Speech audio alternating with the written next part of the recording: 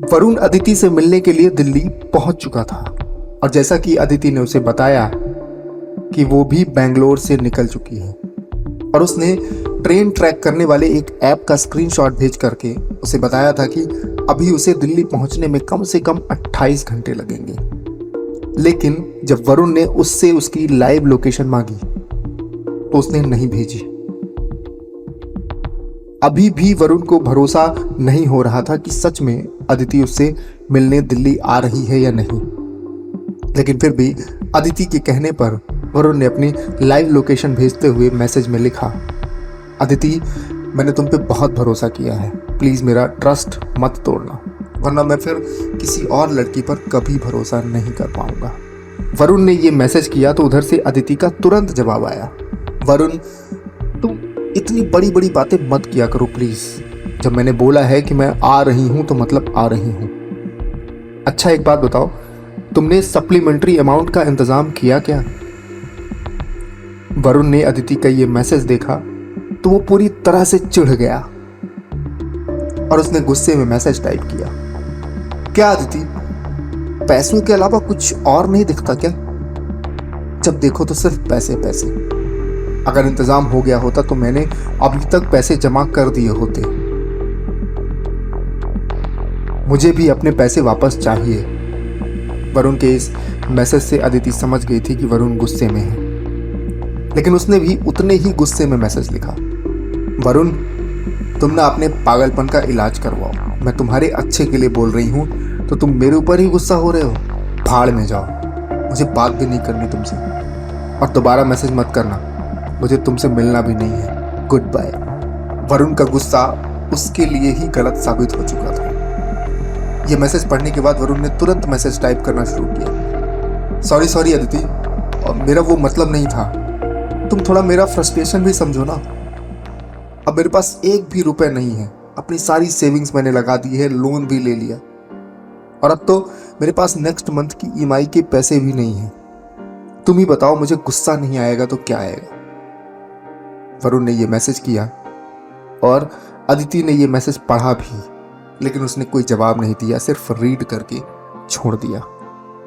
जब कोई किसी इंपॉर्टेंट कन्वर्सेशन को बीच में छोड़ करके जाता है तो ऐसा लगता है कि अगर यह आदमी सामने होता तो कैसे भी करके अपनी बात का जवाब तो ले ही लिया जाता।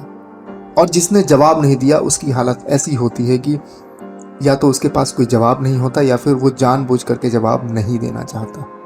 अभी वरुण को तो ये नहीं पता था कि अदिति की क्या सिचुएशन है।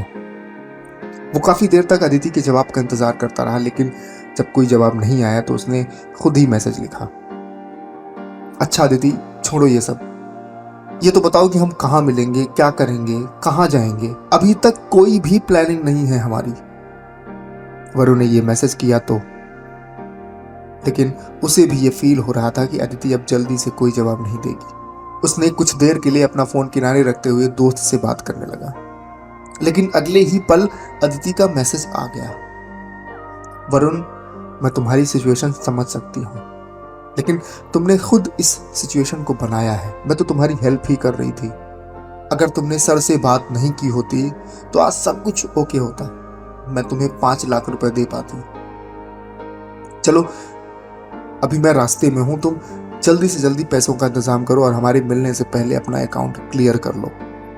वरुण ने अदिति का ये मैसेज पढ़ा तो, लेकिन अब उसे कोई जवाब देने का मन नहीं कर रहा था और वो चुपचाप फोन किनारे रखते हुए अपने ऑफिस का काम निपटाने लगा। अब वरुण को टॉरिजॉन कैपिटल मैनेजमेंट की वेबसाइट में ज्यादा पैसे नहीं डालने थे।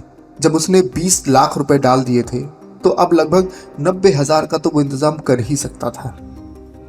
वो अभी जिस दोस्त के यहाँ रुका है, अगर वो उसी से कहता तो वो ही पैसे दे देता, लेकिन अब वरुण ऐसे पैसे जमा नहीं करना चाहता था और उसने मन ही मन कहा, मैं अब ऐसे पैसे नहीं डालूंगा अदिति, जब तक मैं तुमको सामने से नहीं देख लूंगा तब तक मैं तुम्हें अपने पैसे नहीं दूंगा।